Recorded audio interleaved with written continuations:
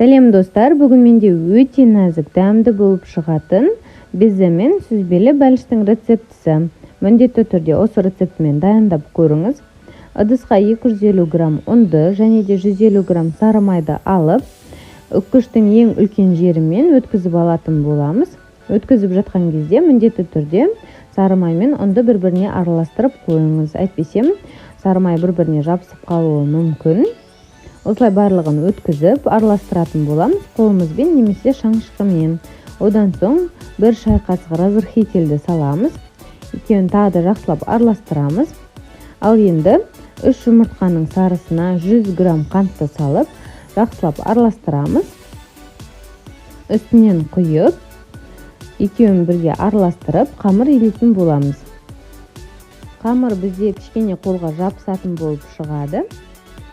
Одан соң оны алып қамырымызды 20 минуттай уақытқа холодильникке салып қоямыз.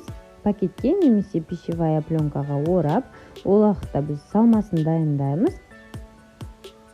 Салмасына қажетті зат 500 грамм сүзбе, менде осылай түйіршіктелген сүзбе, одан соң 80 грамм қант және де 1 жұмыртқа.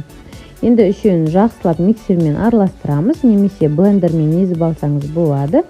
Осындай бір келкі болып масса шығуы қажет. Одан соң біздің қамырымызды алып, формамызға салып жайып шығатын боламыз. Менде форманың диаметрі 22. Осылай барлық жеріне жеткізіп, жан-жанына бортиктар жасайтын боламыз.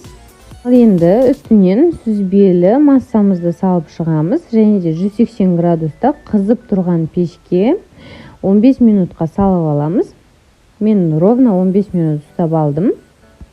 Ол уақытта біз безесін дайындайтын боламыз. 3 жұмыртқаның ағы және де үстінен шым-шым тұз салып, екеуі жақсылап көпіргенше осылай миксердің ең төменгі жылдамдығымен араластырып аламыз. Одан соң үстінен 180 грамм қантты аз-аздан бөле отыра, ең төменгі жылдамдықта қозғап алатын боламыз. Қанттың бәрін салып болғаннан соң ең қатты жылдамдықта қойып араластырамыз. Міне безе осылай өзінің формасын ұстап тұруы қажет. Дәл осындай болған кезде ала берсек болады. Енді кондитерлік қапшыққа ауыстырып аламыз. Насатканың номері 333. Міне 15 минут ұстап алдық. Енді үстінен осы безені жағып шығатын боламыз. Егер де сіздерде кондитерлік мешок жоқ болса, кәдімгідей қасықпен салып шықсаңыздар болады.